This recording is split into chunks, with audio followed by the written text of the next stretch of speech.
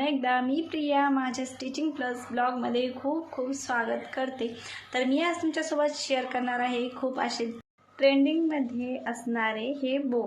तर तुम्ही हे पाहिलेच असतील, खूप छान असे इंस्टावर व्हायरल आहेत, यूट्यूबला सुद्धा आहेत। तर मी त्याची व्हिडिओ जे आहे ते तुमच्यासोबत शेअर करणार आहे। तर बघू शकता खूप सुंदर प्रकारे आहेत।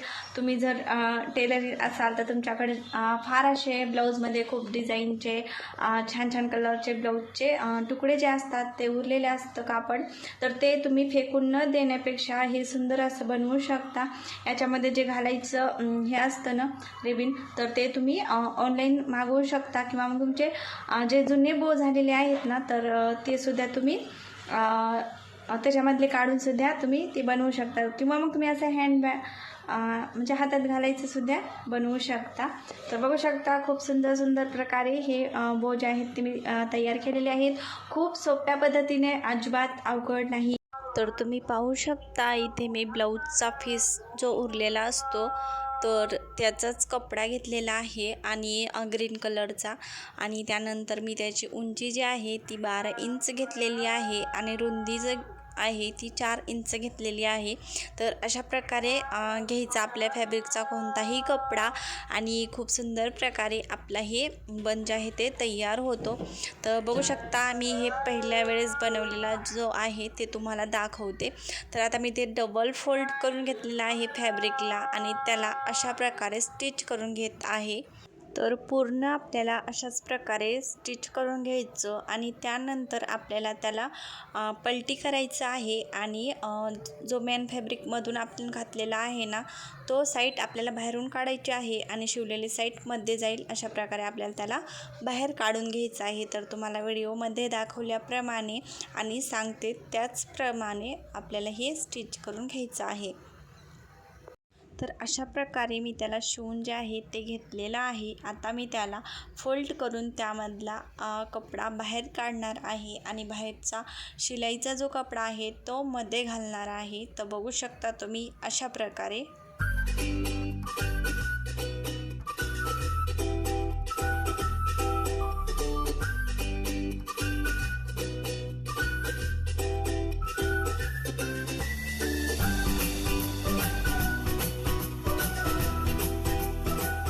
अशा प्रकारे आपल्याला तो बाहेर काढून घ्यायचा आहे आणि त्यानंतर आपल्याला पुढची जी प्रोसेस आहे ती करायची आहे।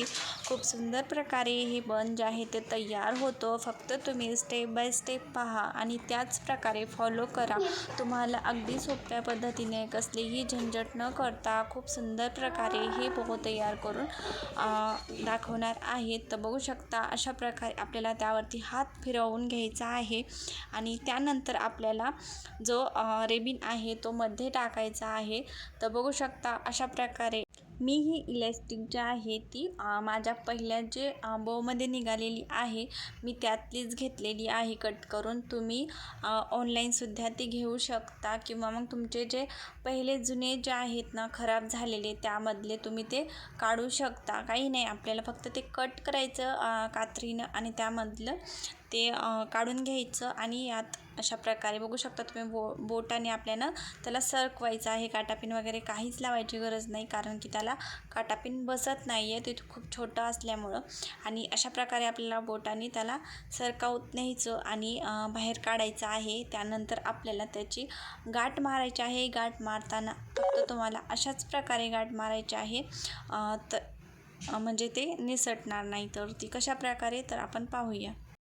तर बघू शकता अशा प्रकारे दोन्ही इलॅस्टिक एकदम बरोबर धरायचं आणि त्यानंतर आपल्याला बोटामध्ये अशा प्रकारे पकडून त्याची गाठ जी आहे ती मारायची आहे।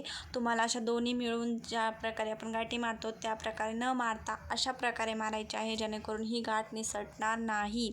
आता गाठ मारल्याच्या नंतर आपल्याला चेक करायचं आहे की गाठ व्यवस्थित बसलेली आहे की नाही, तर अशा प्रकारे ओढून पाहायचं आहे। त्यानंतर आपल्याला त्याला परत एकदा मशीनवर स्टिच करून घ्यायचं आहे उरलेल्या फॅब्रिकला। तर बघू शकता अशा प्रकारे अगोदर मी त्याला सगळीकडून बरोबर करून घेत आहे आणि त्यानंतर अशा प्रकारे टिप मारत घेत आहे। तर आपल्या टिप मारल्याच्या नंतर आपले बन जे आहेत ते तयार होतात, बो किंवा बन किंवा काहीही तुम्ही म्हणू शकता.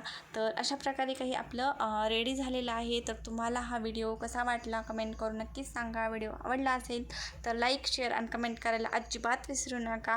असेच नवनवीन व्हिडिओ पाहण्यासाठी नक्कीच माझ्या चॅनलला सबस्क्राईब करून ठेवा.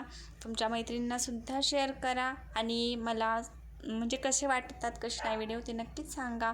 तर भेटूया नेक्स्ट व्हिडिओमध्ये. तोपर्यंत बाय बाय. तर थँक्यू फॉर वॉचिंग.